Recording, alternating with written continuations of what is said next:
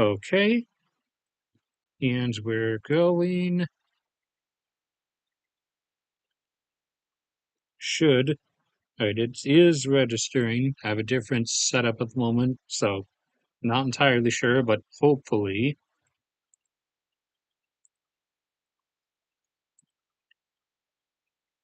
And no, mute myself, and can't reach my phone at the moment because I'm too lazy to get up. So hope Josh just shows up. He usually will anyways. Turn monetization on, at least briefly. It's going to get shut down. This one, like, absolutely has to. There's no way. I mean, they've let these ones slide, I guess, recently, but there's no way they're going to let this one go. Dismiss, wait till that loads. Switch this to live chat, even though I won't be in here. I'll be using this one, which is already on live chat. Okay, that works. Go over here. And this will be, hopefully, short, like I was intending to keep them, with the exception of that last one. But I do also want to head out and do my normal, like, crash collection walk around soon. Get Google Earth up. Head over to here. Get out of my face. And over here in bookmarks, it's actually not that much because we did have some internet issues this week. There's actually one point where it was gone for like, I don't know, 12 or 14 hours or something. So I was actually going to stream when everything happened. However, that's the night where the internet went down. And yesterday it was kind of like sort of not at its best after it had been restored. But today everything has seemed fine. So that's why I decided to finally do it today. Otherwise, like I normally have done, I would have actually streamed when stuff actually started happening, but had those issues, and it was only this like small local area that my parents' place is in because Josh is only like a few miles away, and he didn't have any issues, and apparently like other nearby towns and stuff didn't really have any issues. So I don't know, the stereotype would be, I guess someone was doing redneck stuff and like digging where they shouldn't have been and like dug into one of the fiber optic lines or something. But I don't actually know what happened. Anyway, see who's here. Got just Andrew for the moment. Also only have like 2 or 3 people. Okay, I'm streaming at a normal time, so that's a bit odd. Wait, no, I wasn't supposed to put the internet down. All right, I'll wait like a minute. And then I'm going to run through this stuff, regardless of who is or isn't here, because, like I said, I want to get outside before the sun goes down. Now, if I was back up home in Fairbanks, in Alaska, that would not be an issue, even though we get down to back up home in the midst of winter, we get to a point where the sun's only up from like 10:30 a.m. to 2:30 p.m. However, back up home, I can walk around and like do whatever at nights. Granted, not for too long because it's usually -40, but I don't have to worry about anything because nothing really happens back up home. Whereas down here, where I've been stranded since 2020, down here around the North Charleston area in South Carolina, I have to not really go out after dark because there's a chance I might get shot or shanked or jumped or even actually it's not even all that safe during the daytime. I've had people like confront me and call the cops on me and like come as close as they felt they could get to threatening me for picking up garbage because that's something that upsets them apparently, and they felt the need to like threaten me over that and call the cops about the fact that I was picking up their garbage. And by their garbage, I mean garbage like all over the side of the road, like up and down one of the main roads that goes through the town. But I'm taking that as a sign of like I don't know territorial insecurity. They're kind of uh, not feeling all that great, maybe internally about the fact that they probably contributed to a lot of those beer cans on the side of the road, and this is like their defense mechanism of like venting against that is trying to get me arrested for picking up garbage, or in some cases, just coming out to confront me on their own.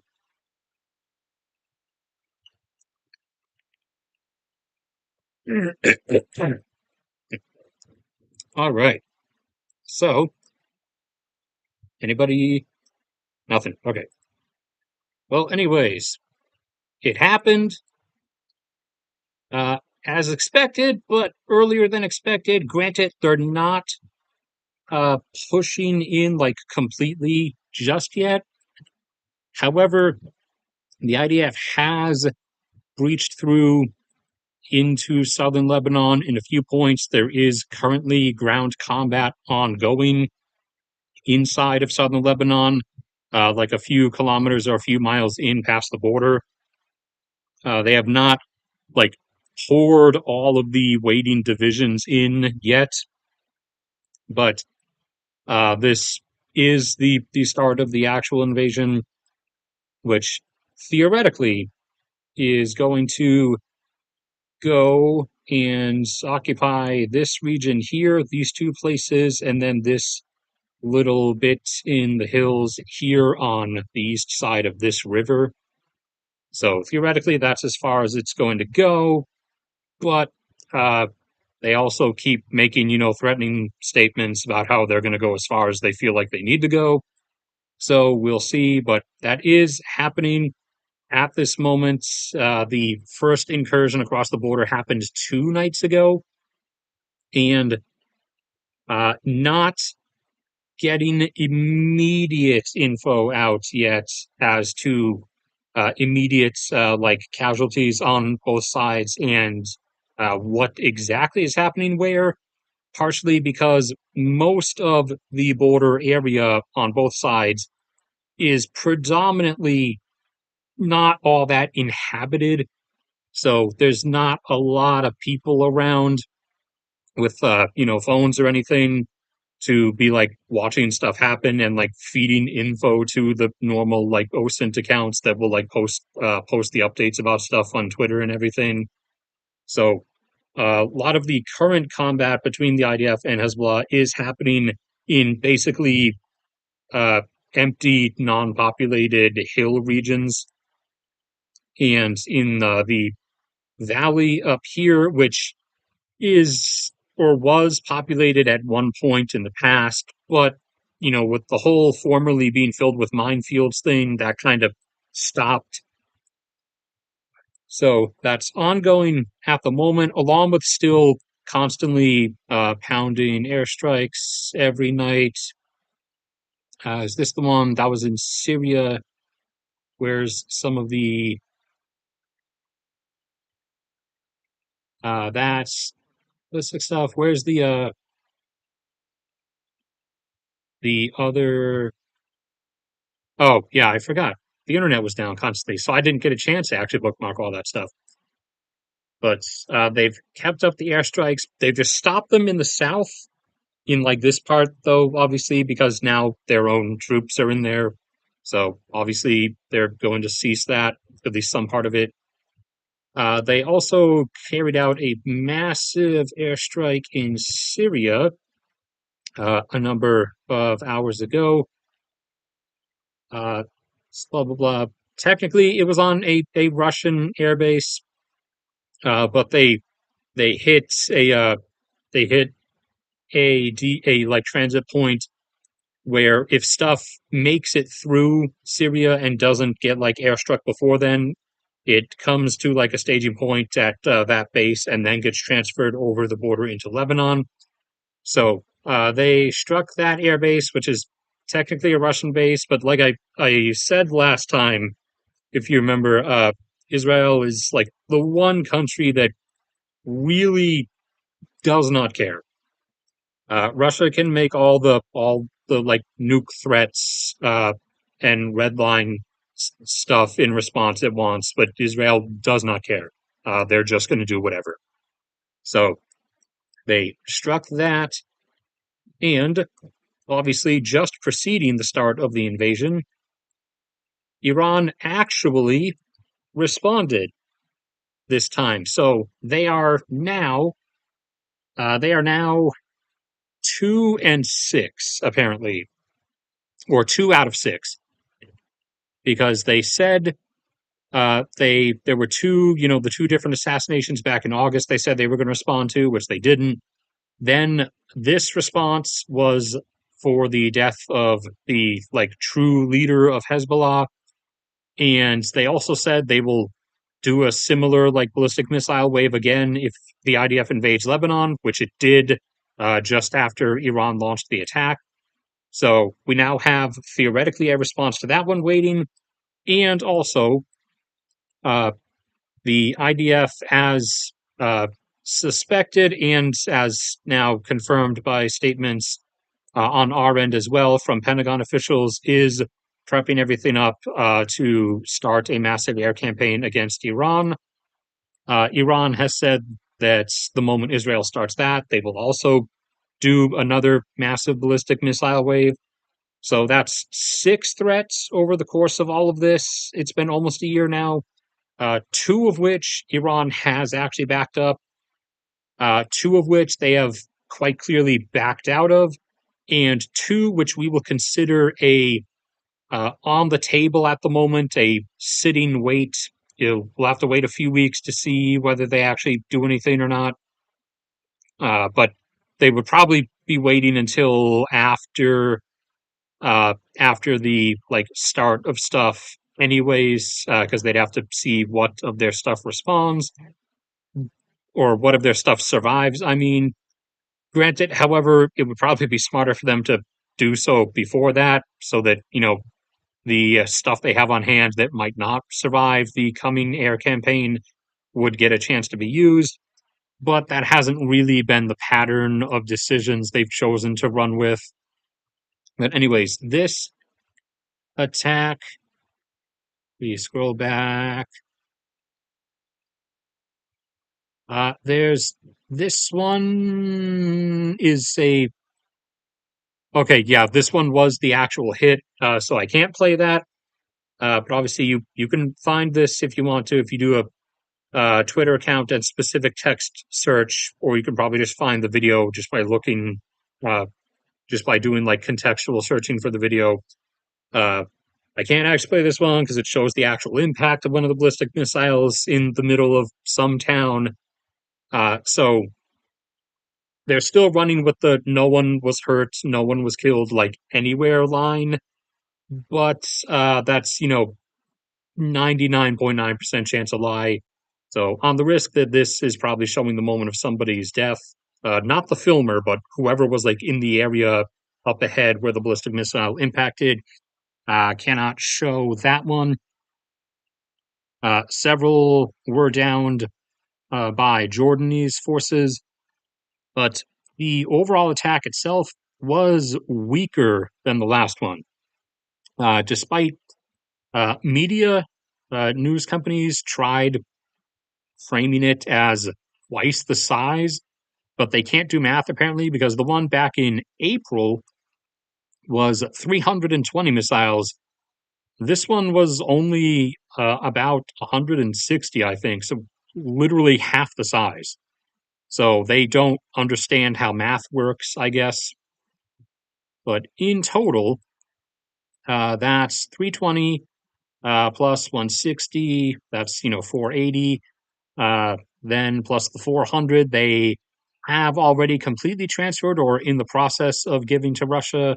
That is 880 plus the 20 or so that were used by some of their proxies at the very end of last year in northern Iraq. So that's about 900 off of the 3,000 that they were suspected to have on hand. That will put them down at 2,100. And assuming that their factories were and are constantly running, starting from the from October of last year, that would be 12 months times their production rate of about 12 per month in theory. That would mean that they have replenished 144, and we'll round that up to 150. So down to 2,100, but boost that back up by 150 means they, in theory, have another 2,250 remaining that they could throw in various sized waves if they continue actually responding to things, or if this was just going to be another, if they're just going to repeat this pattern of one response, two backing out, or two times backing out, one response, two times backing down. We'll see if that becomes a pattern. Humans are subconsciously addicted to habits and patterns, anyways, so maybe. But that they did not manage all that much. They did more damage than last time, actually. I forgot which airbase in particular, but they did hit a airbase.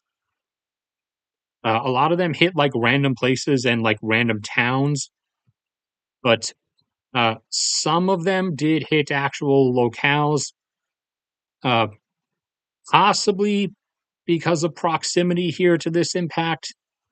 May have damaged this, looks like most likely an in-air refueler on the old 707 airframe. They did damage this hangar. It's not really a clear enough image to see if there was anything in it. There might have been, but we would need clearer imagery to determine that. Uh, they have they have claimed that they took out like a bunch of F-35s, but that's not the case. They did hit stuff and they did kill people. Although I'm pretty sure, at least as of today, like Israeli media was still trying to run with the line that like no one was hurt, no one's dead or anything. But it did actually do some stuff this time more than the last time they managed. As the last time, the only like severe damage they managed was to a office building at an airbase in southern Israel, which messed with some paperwork, and some dudes have been like trying to have to backfill and redo all of whatever paperwork that was for the last number of months. And they also did damage a runway, but that was kind of really quickly repaired. That took like a few days. So this one, they might have damaged an aircraft, a singular aircraft in a hangar, and some shrapnel or concrete debris flying up from that impact on that runway might have damaged that nearby in-air refueler aircraft, of which I think Israel has, for its size, it has more than you would normally expect. I think it has like almost 20. So they would still have like double digits more if that one is damaged. But I'll still need to like see additional information come out about that to like find out any specifics. And also before that, before all this started, in response to the Houthis launching a few more missiles towards Israel previously, before Iran's attack and Israel invading southern Lebanon, Israel actually had the IDF launch strikes on Yemen. I don't know how far I have to scroll down to get back to this one. There it is. So they struck Yemen's primary oil terminal port again. So they did that a while back, a few months ago, and they took out like more than half of its storage tanks and damaged quite a few, or rather destroyed quite a few oil tankers. Yemen is actually not really exporting that much oil because, I mean, their oil production would have naturally declined down to probably around or less than 300,000 barrels per day by this point, anyways. And because of the civil war, they only have managed to bring about 100,000 barrels per day of production back online. So uh, they're internal consumption domestically is pretty low.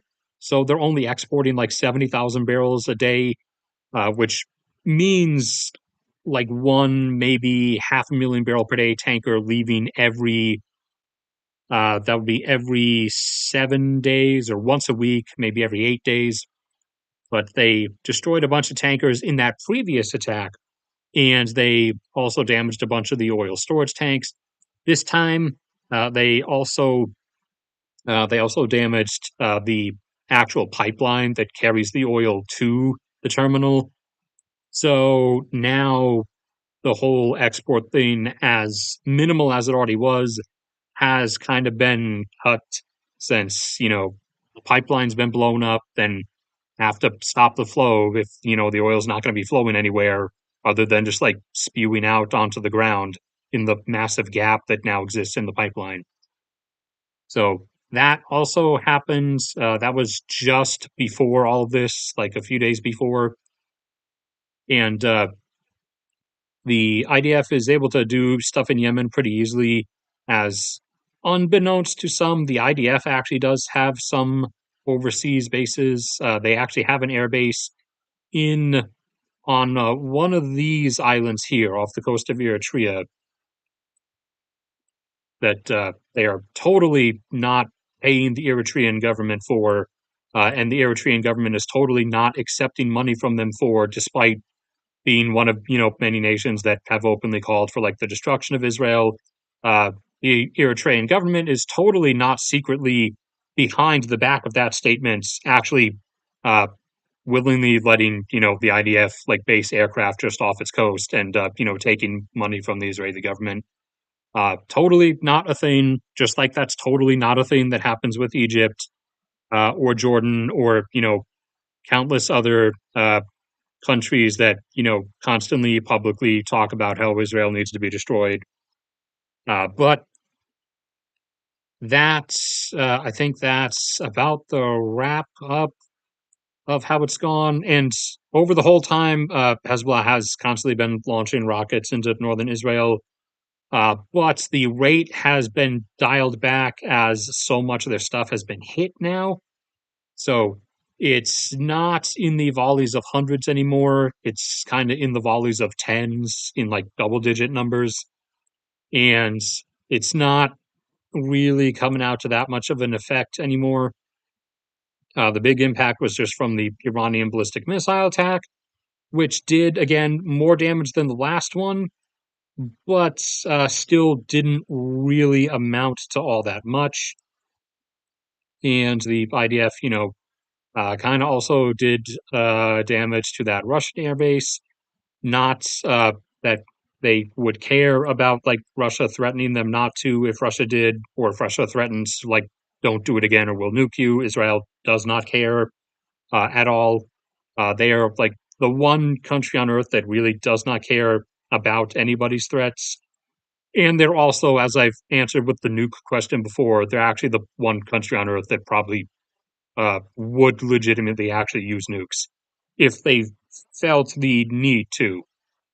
Now, for some reason, the internet, understandably, my chat less so, because I usually try to believe my chat's intelligent, uh, have been full of people saying that Israel isn't going to do X, they're just going to nuke insert target here, when that's not what's going to happen. That would be like not normal levels of military misadventure stupid. That would be like just self-destructive stupid. Their nuclear thing is their nuclear setup is basically for if another mega Islamic alliance happened, like the wars back in the 60s and 70s. If that happened again, and Israel was actually territorially breached, they would effectively resort to nukes pretty fast and have their protocol is like this one warning shot uh, on one city. They would select, I guess, as uh, like the warning city to get nukes. I don't know, maybe Aqaba is too close to their own southern port, so maybe Beirut, maybe not Damascus, maybe a smaller city in Syria, like I don't know, Homs or something. Uh, but they would do like one nuke as a warning to show that they're not really bluffing. And if the invasion of Israel like continued, then they would activate. It's called the Samson Protocol, which is just to nuke every like major city in every participating Islamic country of whatever invading alliance is whatever countries the invading alliance is comprised of. So that is their actual like laid out response thing, which they're probably the only nation on earth that actually legitimately would do that. They're the only ones who would not be using nukes as a like completely not to be actually used deterrent, and like in Russia's case, not a uh, I'm big and strong threat on political negotiating tables. Not that that really works anymore because everyone knows kind of how shriveled up everything is behind the curtain. As for timing, the beginning of airstrikes against Iran, check if they've started already. It would appear here pretty fast. Well, more constant airstrikes are happening in Lebanon for the moment, but and there's more airstrikes in southern Lebanon, or not southern Lebanon, in Beirut, but nothing. It looks like nothing starting against Iran yet. Supposedly, there was a public announcement that it would not start tonight, which, kind of, if this were, fictional writing, that would kind of be like a foreshadowing hint that it is going to start tonight, but possibly not. I don't know how delayed it actually will be, but I would presume not too much, since the IDF did not really wait on starting the invasion of southern Lebanon. And also, they, had already taken out all of the Revolutionary Guard's early warning radars in Syria, and uh, they've had basic plans of something like this for obviously years, but in terms of immediate, we're doing this now planning, they've had several like months to have all of this laid out about how they want to carry it out. So, given that they're gun jumping in terms of timelines, I really wouldn't expect them to like hold off all that long on it. So, fair chance that that's actually going to start in like the coming days, but they might put it off. I don't know. Everyone again has been surprising me to some degree, usually not in good ways. But we'll see how that goes. And Israel has confirmed solidly that they do intend, along with hitting all kinds of military targets and Iran's like nuclear sites. They have also said that they are going to obliterate all of Iran's oil and gas infrastructure that they can reach, at least, with their intended plan. So if they're doing the intended fly out here to eastern Iraq and launch air launched cruise missiles from a distance, then the most stuff that would be within reach is the onshore stuff in the Khuzestan province of Iran, which does contain a fair bit of especially their oil fields and oil infrastructure. Whereas once you get out into the Persian Gulf and their offshore stuff, that's where it becomes mostly gas fields, like the giant Pars field that's underlays the Persian Gulf between Qatar and Iran. So the they're most likely going to strike the specifically oil stuff onshore in probably the northern parts of the Khuzestan province. But we'll see. Also, for all I know, Saudi Arabia might let them fly over Saudi Arabia and like come over here and launch stuff across from like eastern Saudi Arabia. But also, uh, Iran has Iran has expanded their threats to, if Israel like starts hitting their oil and gas infrastructure, that it used to just be if the U.S. participates, to now it's just kind of if this happens at all, they're supposedly going to launch missiles at the UAE and at Qatar.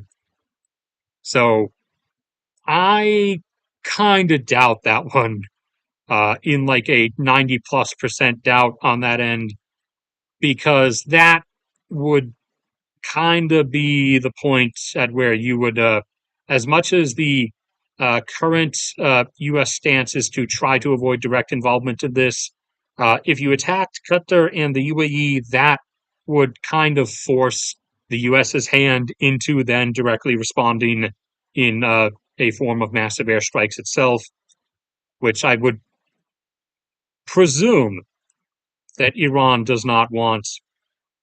But they have already triggered that oncoming stuff in the form of the IDF's upcoming air campaign, which is, not the best angle for them, but still, they, again, were kind of in a corner because they'd already backed out from two threats before and were really starting to lose face with the broader anti Israel crowd at large internationally.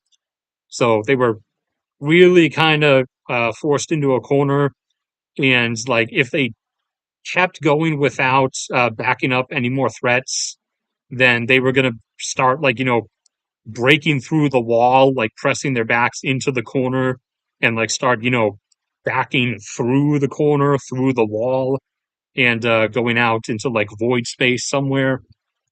So they had to do this eventually, but that, their previous backing out of several threats in between April's missile strike and this one is kind of hinting at their threats of doing this other stuff and their double more ballistic missile strikes towards Israel for invading Lebanon. And if Israel strikes like targets in Iran, uh, previous patterns kind of indicating there's a fair chance they're not going to back those up, because if they start actually backing up their stuff too much, for one, they'll expend too much of their ballistic missile inventory, which has proven not all that effective at actually getting through and causing as much damage as they would like. And also, they would just give complete carte blanche, or whatever the term is, for the IDF and eventually U.S. forces in the Persian Gulf to freely, excusably just do whatever they want, which would endanger the regime's survival. And the regime has already kind of endangered its own survival by its own internal decisions over the course of the last 3 years or so.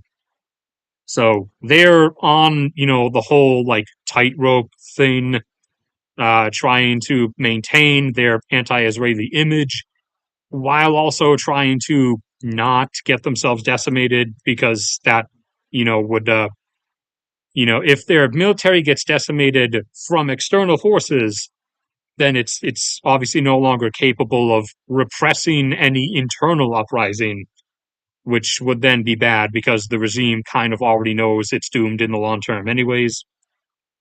But we will watch how all of this goes forth, especially over the next few days.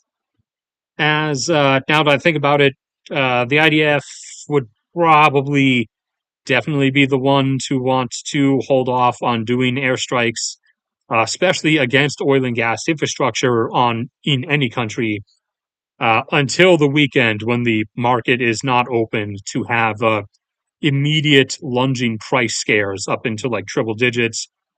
And that is probably in part on us over here and on their European allies as well. Everybody, kind of probably like tugging on them behind the scenes, telling them to, not do this while the market is open, please. That would not be good. Granted, even when the market reopened, if they did these strikes on the weekend, when the market reopened at the start of the next week, at the start of the next week, oil prices would still lunge upwards anyways. It's just that if they struck a bunch of Iran's oil and gas infrastructure while the market was open, then temporarily, even if it was only for a day or two, oil prices would like immediately spike lunge by several like tens of dollars a barrel until the market got a idea or look at what the actual end result of the airstrikes were and how much damage was actually done. And I've not even looked at chat this entire time. I should have been doing that.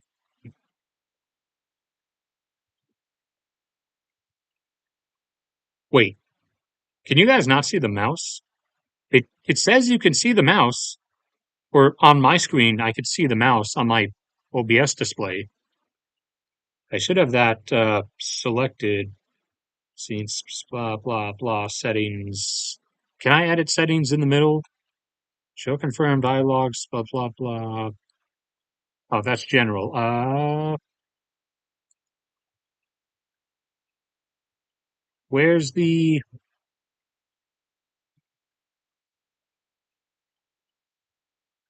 output?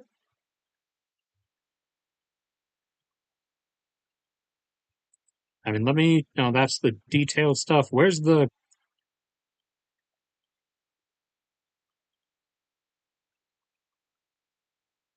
Oh, you can. You can. You can see the mouse.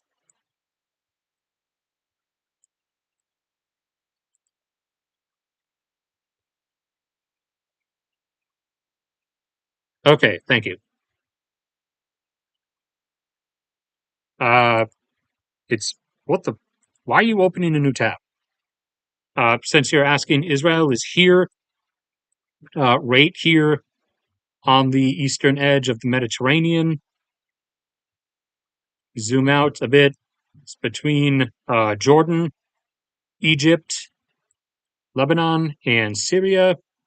And then there's Cyprus off there. Then you zoom out a bit, their name still comes up. And off there, you have Iraq, Saudi Arabia, uh, Turkey up north, bit of Greece showing over there, and then Iran over here. So obviously, the three primary subjects in this: Israel here, Lebanon here. Lebanon's name disappears if you zoom out too far. There you go. And then Iran is the middle the middle like purse pouch kind of looking country.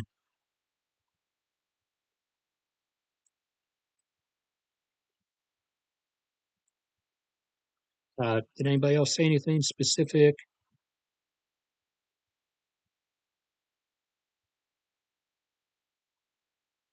Think it's better live? I have no idea what that phrase means. This is Israel on the world map here.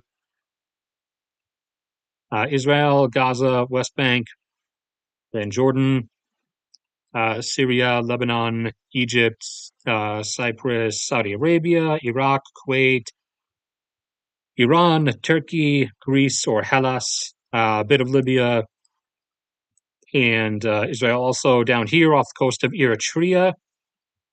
Israel also, or the IDF has a air base here. I don't know if they have any naval portions there or not. There's Yemen. Yemen's also kind of somewhat playing a role in this, although the Houthis don't really have that much left to like throw around. I'm not gonna do another geography quiz stream at some point. I haven't done one of those in like a year. See how much I still remember. I'll still get every country correct. I guarantee you that. But remembering every state or province of every country, that knowledge has probably faded a decent bit by this point. Let me drink some water real quick. Then I was going to look at some of that stuff that was further up in chat. And actually, hold on. Did Josh ever show up? Excuse me. Excuse me. What do you? Oh, I have to X that off. Now can I scroll? Thank you.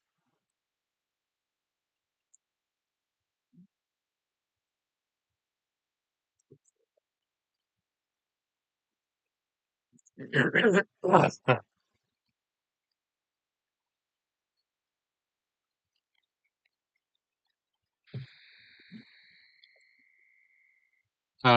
blah, blah. Uh, Normally calculated risk and stuff, yes. But there's other stuff going on when you factor in the decisions being made here. So, on Israel's part, the, remember, some portion of this does fall under direct decisions of Benjamin Netanyahu, and he has motives of his own in that here at home, he has domestic issues, namely the fact that he's going to go to prison the moment he is no longer president or prime minister. So, under the current circumstances, though, since Israel is in a state of emergency or state of war, both with still doing stuff in Gaza and now invading Lebanon and now potentially getting into conflict with Iran, under the state of emergency or state of war stuff, he is permanently immune to like prosecution domestically for the various corruption and other crimes that he's done inside of Israeli internal politics. So he, as like dark as it seems to be, for someone to be willing for personal reasons to get a bunch of people killed, he has personal motive going on to like try to continue expanding things, from just Gaza into then stuff going on in the West Bank, still now invading Lebanon, and now with the upcoming air campaign against Iran. He has like his own personal motives to want to keep this going, because as long as some form of conflict keeps going, and Israel is under threat and in a state of emergency, he remains immune from the prosecution and avoids going to prison for all the various charges. So he personally wants to keep this going as long as possible. The IDF, like military command, also wants to, just for different reasons, because they now see this as an opportunity in the form of like, if everything started already, might as well just run its course. So since everything is already going this way, they, like the command staff of the IDF, now also just want to keep running with everything, because now that they're in the thick of it, they feel this is like their one real chance to take out all the various targets across their different adversaries and regions that they have wanted to take out. Uh, Everything in Gaza via just carpet bombing it, various groups in the West Bank there on the Jordanian border, southern Lebanon with trying to eradicate what portions of Hezbollah they can, using this also, as a free excuse to bomb a bunch of sites in Syria, since no one, not even Syria's supposed ally Russia, is actually going to protect Syria. Uh, and also now, since they, figured Iran would do stuff eventually, now they have a free excuse to carry out the airstrikes they've always wanted to carry out against Iran. There are probably other things they would like to do, but at this particular moment, they can't do them yet because they need, further draw in excuses on the political stage to allow for it. But the primary, like, in control actors within Israel, being Netanyahu and the IDF command staff, uh, both have different reasons. The IDF command staff's reasons being like more real and actually strategic, and Netanyahu's reasons being personal about wanting to retain his current state of emergency immunity from domestic prosecution. They both do have strong motivators to keep this going and like sort of further escalate it because uh, he again doesn't want to go to prison. I mean, he's pretty old, so he's not like going to be around that much longer. But he doesn't want to spend like the 1 decade of life he has left in prison, obviously. And the IDF just wants to go ahead and take out every threat that it sees now that it sees itself as being sort of shoehorned into the one moment they will probably have a chance to strike everyone and everything. So this is going to keep going because now they want to, and they've kind of also pushed both themselves and their adversaries into a point where no one can really actually stop anymore.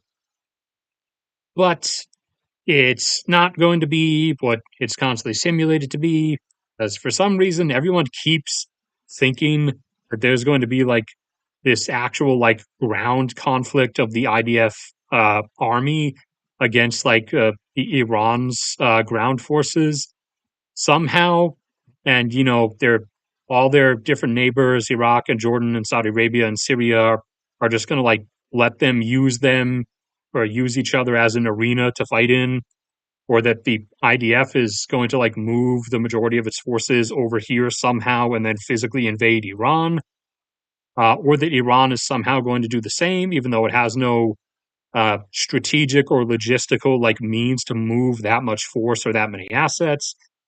People somehow think Iran is going to like move its all its military over here and invade Israel, even though they can't really do that. And even if they did, while they're crossing this wide open desert where there's like, nothing to hide under, and everyone with even the most basic of spy satellites or even surveillance drones would see them.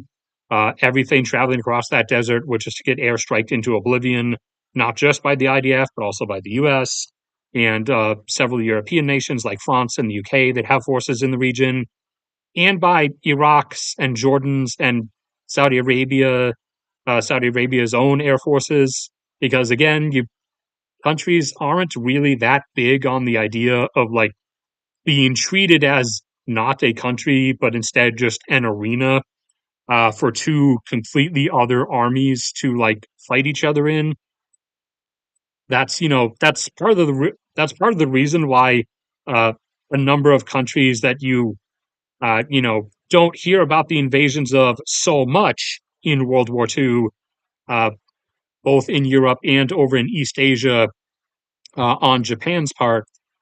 That's why a bunch of countries that you wouldn't have expected and that you don't hear that much about ended up getting involved, is because they, were in the way of other countries that wanted to fight each other, and they like refused to be used as an arena to be fought in or to be passed through. And so one or more of the larger, more powerful countries that wanted to fight each other decided to just go ahead and invade them and remove them as a existing country from the obstacle table, so that they could then be used as an arena to fight in. So that is something that's happened before.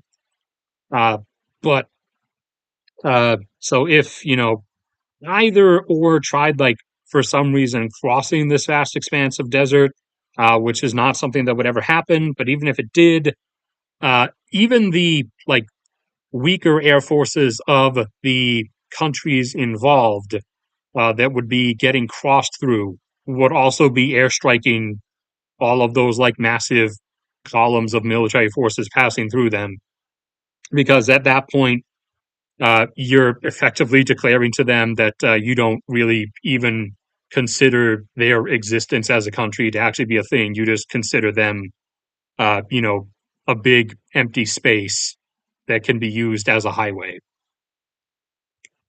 All right, this is probably about what's going to close off.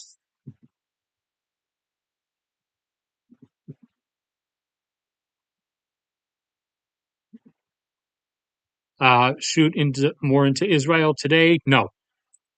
They have said they're going to. They've made two additional threats.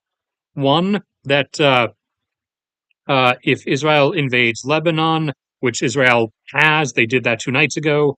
that they will launch another major ballistic missile wave. They have not done so yet. It would take some time to prepare that, anyways, but they're probably going to back out of that one.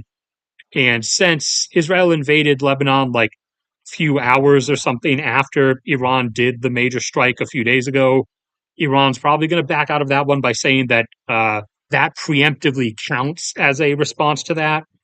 However, they've also said that they'll launch another major missile strike if Israel does start an air campaign against Iran, which Israel is going to. So we'll see if they back up that one. But they've been operating on a pattern of backing up one threat, but then not backing up two threats, then backing up one more threat. One, yes, two, three, no, four, yes, five, six, no, seven, yes. We'll see if that pattern continues.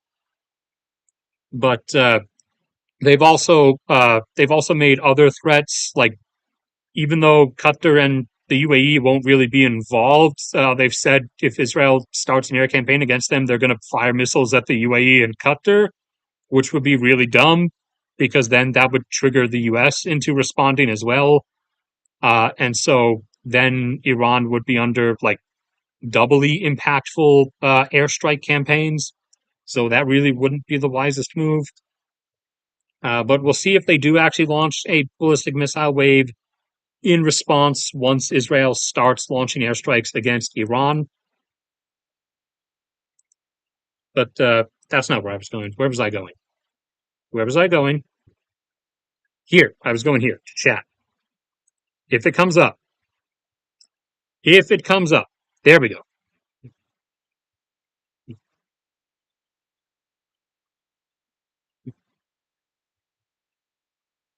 Uh, the amount of nuclear weapons that Iran could produce, if it has not done so already, is a bit indeterminate. But that's kind of the main constraint would just be the amount of the proper nuclear material that they could actually get their hands on and enrich, which like the process for actually running that through all the centrifuges takes like 2 years. I think the primary estimates at this point have been that they could, if they have done so already, or if they start doing so, then based on the estimated amount of material they have, they could make, and it would also depend on the yield, the size of the actual weapon itself. Whether they make small, like 20 kiloton devices that are like only the size of like Hiroshima and Nagasaki, or if they make slightly larger devices like what Pakistan has that are around the 80 kiloton range, or if they make some of the standard warheads that the U.S., Russia, France, and the U.K. have on the missiles inside their submarines, which are about 400 or 500 kiloton yields. So it would also depend on the yields on how large the weapon was intended to be. But off the assumption that they would be making roughly, I don't know, I think they went with the assumption of like 40 kilotons. So between the Hiroshima sized weapons and the still small but somewhat larger weapons that Pakistan has, somewhere in between there is the estimate that was used. It's like 40 or 50 kilotons. Then they would have enough to, in theory, make somewhere around like 10, maybe a dozen, based on the amount of nuclear material that they have. Because the amount of stuff they've been able to get in terms of like the specific uranium isotopes that then themselves have to be enriched into specific further really exclusive isotopes in a centrifuge process that takes 2 years for each batch that you want to complete. If But that amount of stuff, and also plutonium, obviously the other key ingredient, which is even rarer and much more harshly controlled on the global scale. The amount of stuff they've been able to actually get has been pretty harshly controlled, but they do have some stuff that we are aware of, and that would probably be enough to make like maybe 10, maybe a dozen weapons that would be around like the 500 kiloton range, which, because an explosion, the size of an explosion multiplies volumetrically. If you actually looked at like a diameter of how wide like the fireball and the blast are, despite the fact that that would sound like twice the size of a Hiroshima or Nagasaki sized explosion, it would have twice as much energy, but it would not actually be twice as large. It would only be something like 30% larger, because as you increase in size, remember a decent portion of that energy is going into like the total volume of the sphere of the explosion. So a fair portion of it is just going outwards and up into the atmosphere, as opposed to actually like going horizontally across the landscape and like destroying stuff.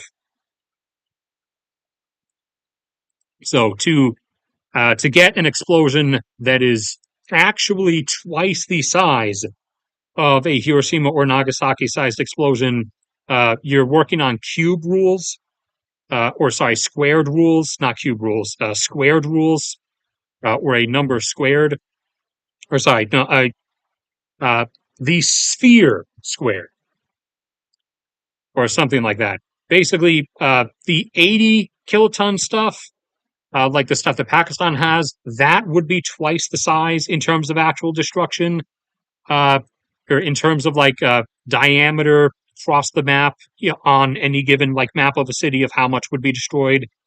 That would be the actual twice the size of a 20 kiloton Hiroshima sized atomic weapon. And then to get up to twice the size of an 80 kiloton weapon, you'd have to go up to, you know, over 300 kilotons. Then to get to twice the size in terms of width of destruction area, you'd then have to go up to 1.2 megatons, and so on and so on and so on, which is why the Tsar bomb, despite being 57 megatons when it was detonated over Novaya Zemlya, was only the fireball was actually only something like 7 miles wide, which sounds kind of small when you think about the number 58 megatons or 57 megatons. But that's because, again, the as you keep going further up in the amount of total energy in the device that's getting released, it is getting evenly distributed across a three-dimensional sphere that expands volumetrically, not a like two-dimensional circle on a map that just grows in terms of how wide it is.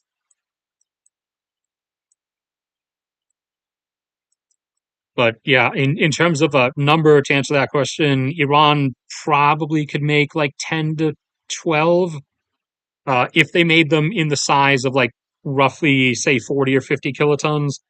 If they went for smaller weapons, like the size of, the Hiroshima and Nagasaki weapons, only like 20 kilotons, then obviously they could probably make like 20 or more of those. If they went for larger things, like say Pakistan-sized weapons, 80 kilotons, 100 kilotons, then obviously they could only make like, 4 or 5, maybe 6 of those. And anything larger than that, then they would only be able to make like 1 or 2. And they just don't have enough to make anything in the megaton range, anyways. In terms of the yield size of Israel's nuclear arsenal, all we know roughly is that they have about 200 nuclear warheads. In terms of like what the actual power yield of them is, not certain, but probably, since they most likely got their like schematics and material and everything else from the US, then they're probably using our standard of weapon or our standard of warhead, which means they're probably like 400 kiloton warheads or so. At least that would be my assumption. But the only thing that is really known uh, somewhat for sure is that the number that Israel has is around 200.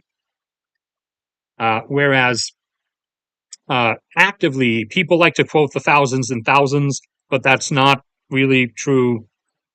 Uh, in terms of active numbers, in terms of warheads that are maintained, the US and Russia have about 1,400 each. Uh, However, the thing on Russia's end is that most of those are probably actually inert because Russia's military budget, its entire military budget, is not even enough to cover the actual material cost and engineering costs of maintaining that many weapons and the vehicles on which they are carried. So, Russia, for certain, does not actually have that many active warheads. The US has around 1,400. And even if Russia also had 1,400 still active as well, uh, everyone quotes the 6,000 number for both the US and Russia. That's just the number of warheads that still exist. Most of those are inert, but just haven't been properly dismantled and disposed of. It's 1,400, and supposedly on paper, even though that's a lie, 1,400 active warheads in each. However, only 400 really can be like properly fielded by each at one time. So that's also like that's also kind of like a budget angle that no one's really taken yet. Of like what's the point of like maintaining 1,400 active warheads if you can only really have 400 nukes like ready to actually go at a particular moment from subs, aircraft, and like silos, and the the others wouldn't be able to like get then loaded into their place because theoretically in a nuclear exchange like their storage locations would just get hit anyways. So, kind of spending like, an extra 70 billion, like not really necessarily in that budget, but uh, both supposedly, with Russia not really having 1,400 active warheads. France has about 260. The UK has about 200 and I think 40. And then the only others that have nukes are Pakistan, which has several dozen, India, which has a couple hundred, and China, which has about 1,000. And then North Korea has an unspecified number, but they're really not impressive. They're effectively Hiroshima and Nagasaki bombs, although they claimed that they have an actual like hydrogen bomb, and even claimed that they tested it to demonstrate that it's real. However, the yield and the seismic energy that was released and detected by earthquake detectors when they tested that was not even remotely close to the amount of energy that would be released from even a smaller hydrogen bomb. So they are completely lying at up front about that. But in terms of Israel, Israel has about a France or a UK equivalent nuclear arsenal of around 200 or so. And Iran could theoretically make, a dozen smaller weapons or maybe like five or six medium scale ones. Unless they've just magically gotten way more nuclear material than we're aware of somehow. But the likelihood of that is not exactly that high. And that's probably going to be where we're actually going to cap this off because I'm about 20 minutes over where I was expecting to be. And I do want to go walking around outside at least for like 1 hour tonight.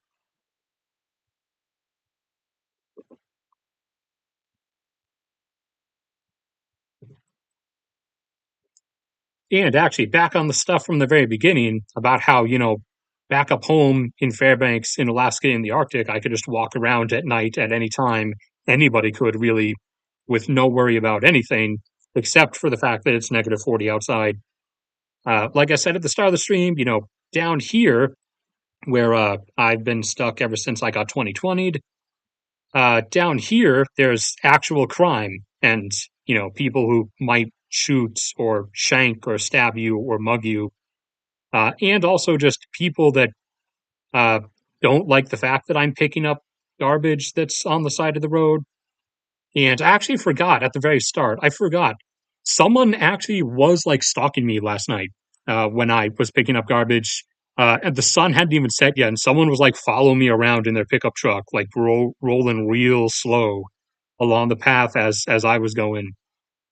So the sun actually doesn't have to set for people to start getting weird down here. But if I'd prefer if I was going to be martyred for anything, I'd prefer to be martyred for like refusing to denounce Christ. But if I'm gonna get martyred for picking up garbage, because rednecks can't stand the fact that there's no longer 50 beer cans laying across the sidewalk, then so be it. I guess I'll get martyred for that. But if I upload more stuff, then you guys will know whether or not creepy pickup truck man actually got to me or whatnot. Anyways, I'll see you guys around another time.